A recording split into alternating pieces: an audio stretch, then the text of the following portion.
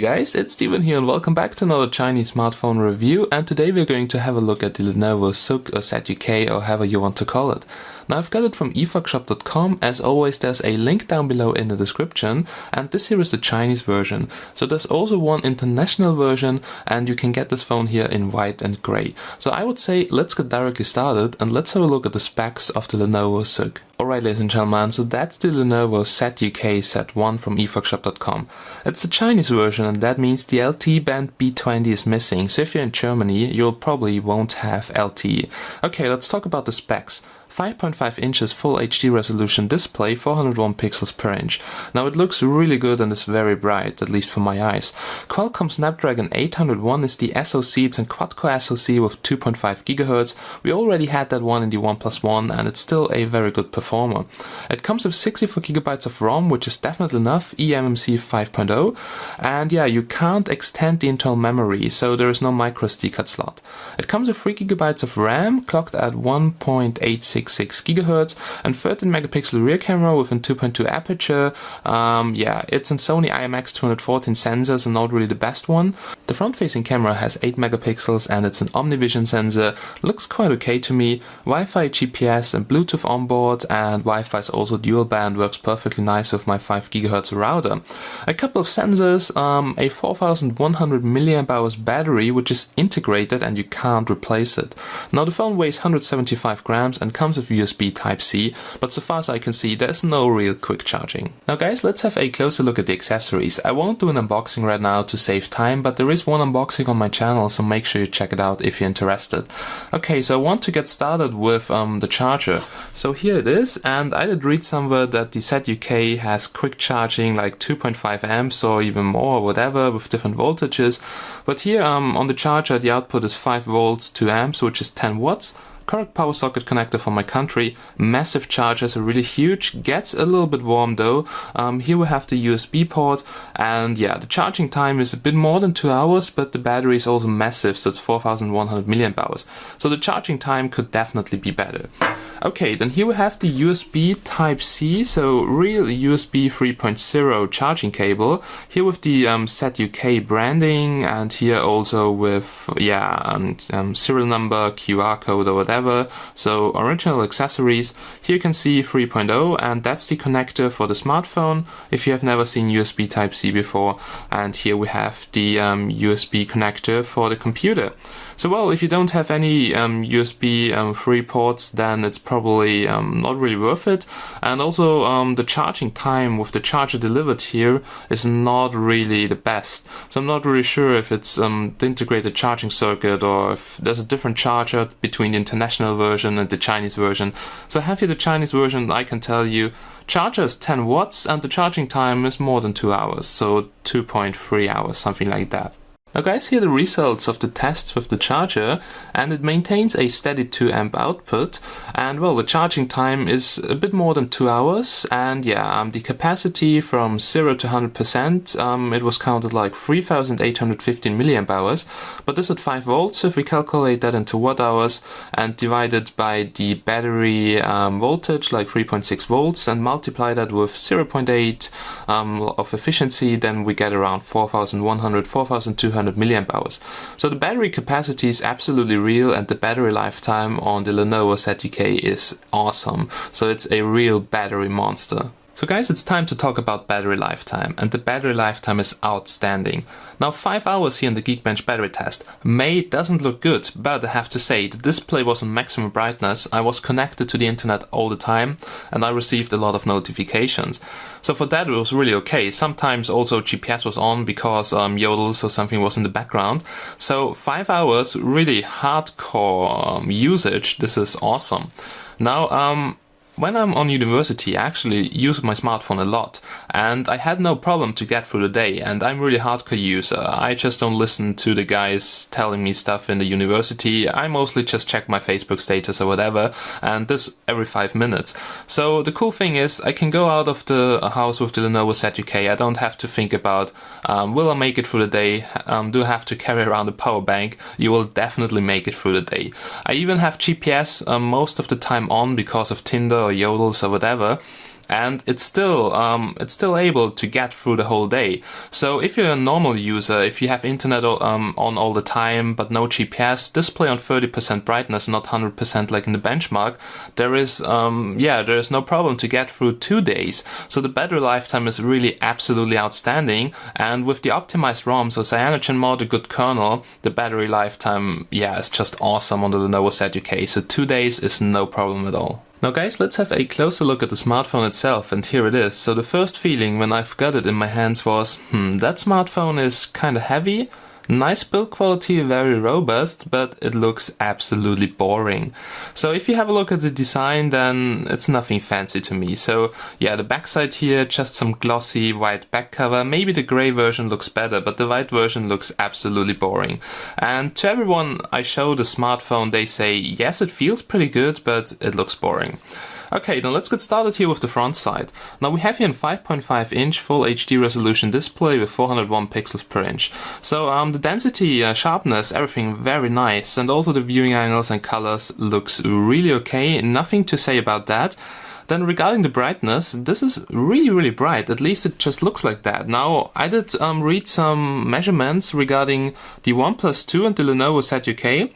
So the OnePlus 2 has 600 nits and the Lenovo ZUK 450. But to me, in my eyes here, with both on maximum brightness, somehow the Lenovo ZUK looks a little bit brighter. It's a really bright display actually. Also outside at night, this is absolutely nice. And regarding the sharpness, it's okay. Full HD resolution of 5.5 inches. I actually don't need more. On my Galaxy S6, I have more. I have 2K, but I have to say the battery lifetime absolutely sucks then. So I'm happy with the display. Then we have here some small black bar around it, and then the white bezel. Looks a little bit strange to me, but it's okay. At the bottom we have the multi-home button, which is really cool. And this is basically a mechanical home button and a fingerprint scanner. So I can show you quickly how the fingerprint scanner works. So just tap once, keep your finger on the scanner. Whoops, it doesn't work right now. Always when I want to show something, it won't work. But well, the fingerprint scanner is very good. I can show you later some tests, and I have to say it's very fast, but you have to register your fingerprint at least 2 times, better 3 times to get the perfect recognition. We have capacitive touch buttons, so they have backlight, but only a little dot lights up here in white. So here on the left side, the menu button, and here on the right side, we have the back button. At the top of the device we have something which looks really cool, and this is the earpiece, because in the earpiece we also have the sensors. We have their light and proximity sensor, and on the left side, which you can't see right now, there's a notification LED which is multicolor, very useful. Then here the front-facing camera, it's 8 megapixels with an OmniVision sensor and looks to me really okay, so I can show you samples a bit later. Okay, now the backside, as I've seen before, it's white and very glossy, but there is a grey version. Unfortunately, I've got the white version. So ZUK logo here at the bottom. Here we have a dual LED flash, which is kind of small, so it's dual but small. And here another microphone, and here we have the rear camera. Now, if you have a look at the frame, then you can see it already has a lot of cuts. So I've dropped the smartphone when I was drunk like 5 times on Halloween, and yeah, it survived. So that's pretty good. And you can see a couple of cuts here. Here on the left side of the smartphone, we have the SIM card tray. It's a dual SIM card tray, but you have to put in nano SIM cards, as I will show you just in a second. Now, here at the bottom of the device, we have the bottom microphone. So here on the left side, actually. Then here we have the USB Type-C port, USB 3.0, and here we have the speaker. Okay, on the right side of the frame we have the power button. It's almost here in the middle of the device, so kinda low. And here we have the volume buttons, so volume down, volume up, one single button, and they're not sliding around, very stiff and feel very good to press. So actually I like to lock and unlock my device with the power button because it feels really good and is very responsive. Okay, at the top we have the 3.5mm headphone jack and nothing else. An IR blaster would actually make this phone perfect, because I use the IR blaster a lot to control my TV. But here there is nothing, so this is missing. Okay guys, now that's basically the smartphone here from all sides. All in all, the build quality is very good, but the design is really boring. Now, even though it's a 5.5-inch phone, it comes with a massive battery capacity of 4100 mAh, the weight is really okay, so we can put it here on the scale, and eFox says 175, here I get 171, 172, so something like that. And for me the weight is really okay. But ladies and gentlemen, we're now here on the smartphone itself, so I can show you here the UI a little bit, and this is Android 5.1.1 based on CyanogenMod. So, well, we all know CyanogenMod started as a custom ROM, now a big company providing a lot of ROMs for companies like Lenovo or OnePlus, not anymore. And the ROM experience, so UI and everything is absolutely smooth. There was only once or twice a random reboot, but then there were also a couple of updates, and last week there was no update, so since 7 or 10 days I think there was no update, but well, you can expect to get updates here more often than on most cheaper Chinese smartphones. Okay, so let's go here to the settings and let's go all the way down to about the phone. So here we can see that it is the Z1, so it's actually the ZUK Z1 based on CyanogenMod 12.1, and this is running on Android 5.1.1. So well, also the Android security patch level, and have to say stage fright is not a fright anymore, if I can say it like that. So it's perfectly nice fixed, and we have here also octa update, so we can check here for the updates. Nothing so far, so since 1 week or 10 days there was no update. Here we can see Wi-Fi, and I have here my home network, here the 5 GHz band, and well, 5 GHz band signal is a bit lower. Also noticed that it's not the best Wi-Fi, but the Wi-Fi is really okay for daily use, and no signal drops or whatever, but the range is a bit lower than on some other devices, probably because of the huge metal frame and the unibody design. Not really sure how it looks from the inside, but well, I have some devices like the OnePlus 2, which has a bit of better Wi-Fi signal than here the Lenovo ZUK, at least in my tests, but still keeps the steady signal, no problem so far. Here we have Bluetooth connected to my car radio, had no problem to use it, so paired devices, here also you see that works kinda nice. We have here under more the usual stuff, but there is no NFC in there, so I wish it would have NFC and wireless charging and an IR blaster, then I would be really happy. Okay, so CyanogenMod is very customizable regarding the alarm tone, so you can set here a lot of stuff. Display settings, the same here. So I'm not using adaptive brightness, usually I just kept it on 30%. With adaptive brightness, it changes the lighting very slowly. I don't like that.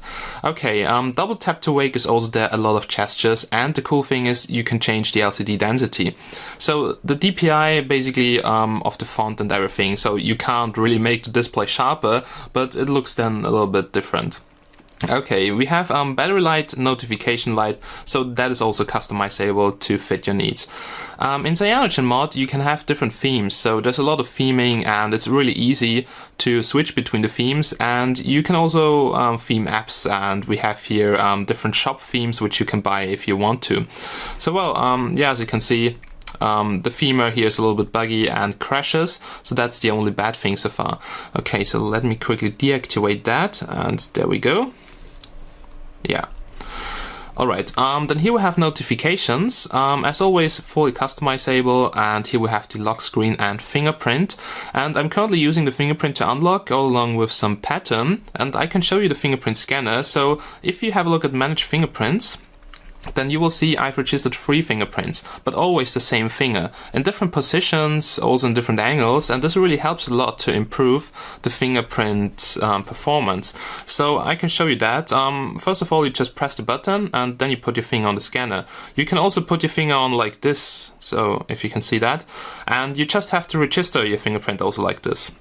So when you register your fingerprint, make sure you do it in different angles. You can also do it upside down. So you will get like 20 pictures, 20 scans per fingerprint, and if you do it 3 times, you have 60 scans. And this really improves the accuracy and also the speed. So there we go, unlocked. Sometimes if you have sweaty fingers, your finger won't be recognized, but the cool thing is you also don't have to press the power button, so you can actually just hold and put your finger on the home button and it unlocks the device, so it's really fast. But as I've said, if you have sweaty fingers, then sometimes the fingerprint is not recognized, so make sure you register your fingerprint a couple of times because this really helps a lot. Okay, so let's go back here to the settings, and we just had a look at lock screen and fingerprint. Then we also have here different buttons. You can even have on-screen buttons. So CyanogenMod is really customizable. The long press action can be switched, and what happens if you double tap. So really cool actually. Regarding the battery, as I said before, 2 days for casual users, for hardcore users at least a day. So I can always make it through a day with the ZUK. Okay, security and user profiles. We also have different system profiles for audio. We have here the status bar, which can be customized, icons, whatever you want to. Notification drawer, and here apps running in the background. So here we can see the memory consumption of Cyanogen. Well, it's quite high right now because I have a lot of background applications here running, and it's around 55-60%. So we still have 1.3 gigabytes of free RAM for apps and games. And here you can see that it's very clean. And yeah, it comes with all the basic stuff pre-installed, and it's very customizable. Okay, accounts, privacy, GPS, everything in here. Yeah, let's check out storage, quite important. Now, total space 54 gigabytes, and you can see the free space when you unpack it if you check out my unboxing. So I have no problem also with no microSD card support, because 64 gigabytes is really a lot for me. Okay, here for instance, okay, that was storage, sorry. The next thing is language and input, and here you can see that also the Chinese version is multi-language, and it's the full Android language pack, so there are all languages inside, and that's really cool. So as you can see, a lot of languages. Okay, that's basically it. That are the most interesting things here, maybe performance, and here you can have, for instance, different app profiles to check out the performance when it should actually give you the most performance, or just use energy save mode. Okay, there we go. That was basically settings and the main UI. I can show you here the Android status bar. Here you can see the quick toggles. This is also customizable, and yeah, we also have an built-in equalizer which does a pretty good job for the 3.5mm jack, and the audio quality over the headphone jack really good. Now the integrated speaker, not really the best, but you can also tweak the integrated speaker here with an equalizer. Okay, then let's have a quick look here at the dialer, and let's try to call here some random number, and there we go. So I can show you that everything works. Yeah, you see here the sensor works pretty good, so by default calibrated like 1 centimeters above it, and I can show you here the speaker, and well, it's really quite loud, and it's now on maximum volume, but yeah, it doesn't sound so good. And we'll later also do a quick speaker test on YouTube, because here in the hotline it sounds a bit strange. But well, regarding 3G and the reception, so I had no problem. I almost had full signal all the time in the city, so no problem so far, but I couldn't test 4G LTE because I don't have a 4G contract right now, but soon I should get one. Okay guys, so that were the basic functions and features, and now I would say let's have a closer look at the menu, and here you can see that the menu looks a little bit different, so everything here arranged to the letters on the left. And yeah, the first important application is basically the camera application. So I would say let's go outside for a quick camera test. And I can already tell you I'm not really happy right now with the camera quality, and it really sometimes struggles a lot to find the correct white balance. So the lighting adjustment is really kind of strange, and sometimes pictures don't look so good. And I think the IMX 214 can do really better, but the optical image stabilization looks kind of okay. But I would say let's stop talking, let's go outside and let's check this out in reality. Now my experience with the camera is when you have good lighting like here outside, pictures look actually quite decent, but in low light situations or when you have some strange lighting, well, pictures look kind of strange. Now also the picture quality could be a little bit better, but we have here in tap autofocus, which is, yeah, the speed is okay, it's not the fastest one, but for normal autofocus it's kind of okay. Then let's quickly switch it to the front-facing camera so that you can see the preview, and it's a little bit wide. Oh my goodness, I look destroyed. But well, it's a little bit wide angle, but not really much, so it looks a little bit like the iPhone, maybe not that zoomed in like the iPhone, so a little bit more wide angle, but still not too good. We can go here to the settings and check out here the camera settings, and we have here face detection, auto ISO, so the usual stuff. The picture size maximum is 8 megapixels in 4:3, and if you go down to 16:9, you will get 6 megapixels, okay? So yeah, let's go here to video. As you can see, the maximum recording dimension, it's full HD, and you can even switch here the video codec. So H.264, I usually have recorded everything in H.264. Also some software solutions, for instance, to take the power button as a shutter, left-handed, and really cool stuff actually. Okay, that's the front-facing camera. I will just take a selfie here right now, smile. Okay, and this one will be on China devices, so make sure you check it out. Okay, here you have different modes, so basically you can just scroll down to switch here between action, HDR, auto mode, steady photo, and night mode. Now, you can also keep it at night on auto, so not a huge difference at all. We can go here to the settings on the rear camera. Here we can see that the maximum picture size is 13 megapixels, so exactly what the IMX214 can do. And if we go to 16:9, so it drops to 9.7 megapixels, and yeah, there is no 13 megapixels in 16:9. Okay, the quality, I don't know, it was on 95%, but between 95 and 100% there's not a huge difference if you check out the samples. Then the maximum recording dimension from the rear camera, it's HD, unfortunately not 4K. And here we can see that the video codec is H.264.2, but you can also switch to H.263 and MP4. But it recorded in steady 30 FPS. Some people said it's not recording in 30 FPS if you're in HD, in full HD and H.264, but I have to say, checked it out on the computer and it achieves steady 30 FPS. But that's not everything, so there's also high speed and slow motion. So we have here slow motion 60 FPS, and this is absolutely terrible. So it's basically recorded in 60 FPS and then slowed down, normal playback in 30 FPS. Absolutely doesn't look like slow motion, but high speed 60 FPS looks actually kind of good. So for sports or whatever, you really get a nice and fluid picture with steady 60 FPS. Okay, that was just the camera application. As you can see, it looks kind of strange, but you can for sure change the camera application if you want to. And now I would say I will show you some sample videos, and sample pictures will be as always on chinadevices.com, so make sure you check them out. Alright guys, so we're now here outside to do a quick video test with the Lenovo ZUK. So outside here in my garden, it's already a little bit dark, but well, weather doesn't get better right now. And yeah, the optical image stabilization seems to be quite okay, and it's not the best full HD recording I've seen, but I would say it's quite okay. We can now achieve some steady 30 FPS. Some reviews said it's only recording with 27, but I've checked it on the computer and it's recording with 29.8, so really 30 FPS. Now, yeah, when I move it here around, it's quite smooth due to the image stabilization. And yeah, colors are looking okay, and also here the focus works pretty good and it's fast and accurate. So well, there's also a 60 FPS feature, which is in my opinion kinda useless, because 60 FPS slow motion, yeah, it doesn't make a lot of sense, but for fast motion 60 FPS it does a pretty good job. Alright guys, so you will now see some samples on the shooting range and my cat playing in the darkness, so you can basically see the low light performance, but maybe let's have a look at some close-ups. So here, for instance, the flower, as you can see, close-ups look very, very good, so I'll try to focus here. And the macro distance, where I'm able to focus, we can quickly check this out. So it's around 5 centimeters, and as you can see, this looks very, very neat. So well, that's the rear camera of the Lenovo ZUK. All in all, good full HD recording at 30 FPS, good microphone quality. I hope I haven't covered it. And yeah, the colors are also looking okay, but it's already a little bit dark here.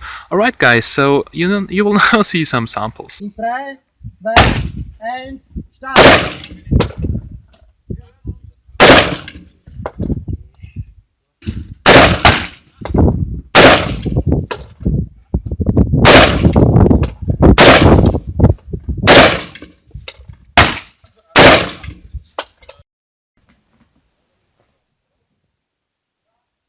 Let's get up.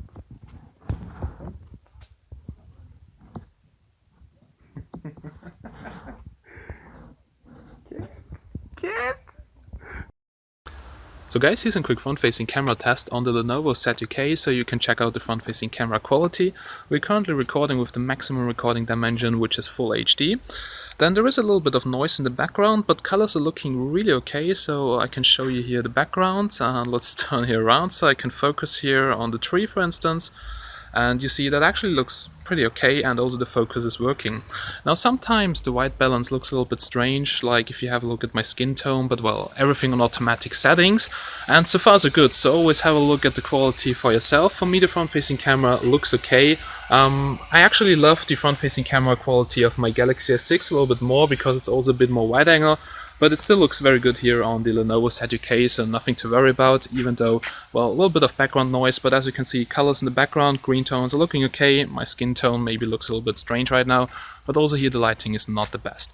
So front-facing camera on the Lenovo ZUK looks actually quite okay. Okay guys, I just checked out the videos and samples on the computer. Front-facing camera in video mode looks very good. Also selfies when you have good lighting look very good. In low light, yeah, it's okay. The rear camera looks always kinda crappy, kinda blurry, noisy, and yeah, the rear camera in my opinion is really the worst thing about the Lenovo ZUK. I mean, it could definitely do better. I think the software really matters a lot, and in post-processing there is something which can improve it, but so far I'm not really happy with the rear camera. You can check out the samples, and honestly I have to say there are way cheaper phones which can do better, even with the same sensor. Okay, then let's have a look at the rest here. So yeah, nothing extraordinary. It comes with everything pre-installed, so Google Play Store, you don't have to worry about that. And yeah, that's basically it. So far so good. There were not many apps pre-installed, so nothing to show you actually. Most of the customization, you can find that in the settings. So I would say let's get over to the benchmarks. Let's do a quick speaker test, also a movie test, GPS test, and after all this you will hear my final conclusion about the smartphone.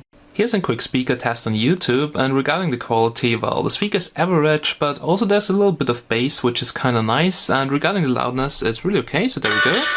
And this should now be maximum volume. And yeah, I will just hold it into the microphone, just listen for yourself, and you can even feel and hear there's a little bit of bass coming out of it, so not too bad, but I would say average speaker. Loudness okay, can be tweaked with an equalizer, so yeah. Not the best one, but quite average. And the 3.5mm headphone jack, no problems, no distortion, and works also with my big headset, so pretty good 3.5mm headphone quality. Here's a quick LED flash test, so there we go, and I have to say the dual LED flash is really a joke. It's a normal dual LED flash, but very small and kinda weak, so I've seen single LED flash being stronger than this dual LED flash here, and I can also show you the LED flash in the camera, so you can also see the shutter time. And there we go, so complete darkness, LED flash, and yeah, the shutter time is pretty okay, but yeah, you can see here the outer borders, it's a little bit dark, and also if you take a picture in complete darkness, it's okay, like up to 30 centimeters, but for anything more than that, the dual LED flash is way too weak here on the Lenovo ZUK. So ladies and gentlemen, here's a quick GPS signal test in the GPS test application, and yeah, so far as I can see, it only finds around 10 satellites with 9 in use now. I'm not really sure if there's GLONASS in there, but for instance, if I have an MTK chipset with the 6753, for instance, with GLONASS it finds 21 satellites, so we have less satellites. Also my Galaxy S6, for instance, finds a lot of more satellites, like 24, 25, but still, the signal to the 10 satellites or 9 satellites, which are actually in use right now, is very good. Only green bars, just a couple of yellow bars, so very strong GPS signal. Accuracy right now when I'm driving here, 80 kilometers per hour, lock steady with 10 feet, which is really good. Then let's switch to the Android's GPS test application, and I'm pretty sorry that it's not really aligned because yeah, the car holder here broke down. And there we go, so we have 9 American satellites. Yes, so far as I already could tell by the number of satellites, there is no GLONASS. Then let's go here to the signal, and there we go. Here you can see very strong signal, not so many satellites, but yeah, the signal quality is very, very good. Just green bars and yellow bars, which is also very good signal. Alright guys, so regarding the signal quality, it looks really good, and now I would say let's do a quick navigation test because we have perfect weather conditions today. Okay, then here's a quick real-life navigation test with Cyanogen offline navigation, and I have to say I drove a little bit around with GPS also in the last weeks, and GPS works pretty good. Also when there were rainy days it finds a fix pretty fast. Now no GLONASS, limited number of satellites, but very strong signal and absolutely no signal losses. Okay, then now let's let's take a different road. So I don't want to drive here to the left, so let's drive here to the right, and there we go. Let's hold the camera a little bit and let's see how long it takes to reroute. Let's drive here a little bit faster, and there we go. So well, it reroutes pretty fast. Also, we can't confuse the navigation software because basically this is a bridge, under there we have a different road. Oh well, it shows now the wrong direction, so we confused it a little bit, but now after some time, yeah, it jumped back to our original position. Okay, so as you can see, GPS works pretty good. Sometimes if you drive fast and there are many roads around it, it can get confused a little bit, but well, it happens in the best smartphones, also in my Galaxy S6 Edge. But well, so far as I can say, GPS works pretty good here on the Lenovo ZUK. No issues so far, but no GLONASS support. So guys, now it's time to have a closer look at the benchmarks, and first of all, let's get started with the Antutu benchmark. So here in the test we score 46,000 points, so this should be on the performance level of the Galaxy Note 4, and as you can see, very close to the performance of a Galaxy Note 4. If you have a look at info, then you can see it's Android for version 5.1.1, 32 bits. This is because the Snapdragon 801 is a 32-bit chipset. We have here full HD resolution display, and you can see it clocks from 300 up to 2.5 GHz, and we have here the Adreno 330 GPU in there. Okay, then let's close Antutu and let's have a close look at Geekbench. Here in Geekbench 3 we score around 1000 single core score, quite good, and a multi-core score of around 3000. Now here's CPU-C, and as you can see it's the Snapdragon 801, and it clocks from 300 MHz up to 2.5 GHz with only one core active here right now, so very efficient. And we can have a look here at the device info, so nothing special here, full HD resolution display, the screen density of the ROM which you can set, and here we have the system info, so there is no root access even though it ships with CyanogenMod, Cyanogen OS actually, because it's not a custom ROM anymore. There is no root access. If you want to root it, you have to do it on your own. Okay, then the temperatures. Now I'm using it for quite a while now, and maximum temperatures like 42-45 degrees Celsius. So this device keeps really cool even when you're gaming. It gets a little bit warm, so you can feel that it's warm on the backside, but not dangerous warm like the Snapdragon 810. Okay, here you can see a lot of sensors, so we'll check out the sensors in the sensor box. And the Lenovo ZUK comes with an accelerometer, light and proximity sensor, orientation sensor, and it also comes with a gyroscope, sound sensor, magnetic sensor. The gyroscope is fully working, so you can use it with your VR headsets, no problem. And we also have a working magnetic sensor, so this absolutely works. If I put this near my computer, or maybe it should also work with a different smartphone, and you see it goes up to 200 micro Tesla. Okay, that's basically it. That are the sensors. I can also show you the multi-touch test. It's a 5-point capacitive touchscreen, absolutely no ghost touches. Here, stage fright detector. So with Cyanogen OS you get a lot of updates, and here you can see it's not vulnerable to stage fright. That's pretty good. The speeds on 3G, I did some tests, and yeah, 17 Mbits on 3G, 4 Mbits upload, which is also quite good. So I'm pretty happy with the 3G speeds, but unfortunately I don't have a 4G contract right now. Okay, so that are basically the benchmarks. All in all, quite solid performance. I mean, the Snapdragon 801, yes, it's an old chipset, but even in 1 year you will still have a lot of fun with the 801. So well, for the future maybe I would go with a different chipset, but the 801 will perform quite good in the future too. Now, even though the Snapdragon 801 is really not the fastest chipset anymore because it's already quite old, it performs really good together with the Adreno 330 GPU, and I have no problem to run the latest games here on this full HD display. So we're currently playing here Asphalt 8, but you can also play Modern Combat 5, you can play Riptide 2, so you won't have a problem with all those graphic intense games, and as you can see the frame rate is really good.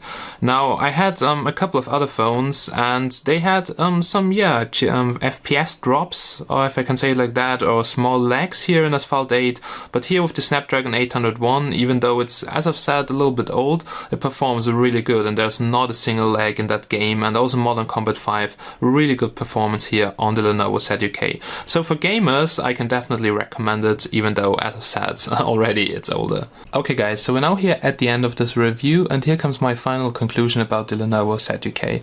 All in all, a nice smartphone, has a lot of pros and cons, so let's get started with the pros. Now it runs CyanogenMod 12.1, which is really good and very customizable. We have a solid performance. The Snapdragon 801, it's quite old, but performs still very good. A nice display, good GPS and Wi-Fi, 64GB of ROM, the notification LED, which is multicolor and looks really good, and Fingerprint Scanner, which works quite decent, and USB Type-C straight out of the box. So what I didn't like is that there is no LTE band 20, so in Germany you'll probably have a problem with the Chinese version because band 20 is missing and then there will be no LTE for you. Charging time is kind of slow, 2.5 hours, something like that. Then the design is absolutely boring, so nothing special. So for this first smartphone, a company should design something which everyone remembers, just like the OnePlus One with the sandstone back cover or whatever. But that design is really boring. The LED flash is absolutely weak, the camera performance is below average, so really noise in the background, exposure depending on the settings looks sometimes bad.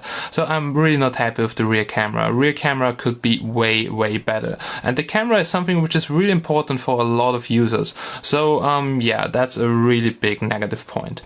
Then there is no SD card support, but 64GB, it's quite a lot, so for me it's not a problem at all. And some small bugs in CyanogenMod, because sometimes the camera application doesn't open, but I'm pretty sure that gets fixed soon. Alright, that was my review of the Lenovo ZUK. All in all, a nice smartphone, but it won't be my main phone, so currently I'm using the OnePlus 2 instead of the Lenovo ZUK. So thanks for watching, guys. There's a written review on China devices, so make sure you check it out. Have a nice day and see you soon. Bye bye.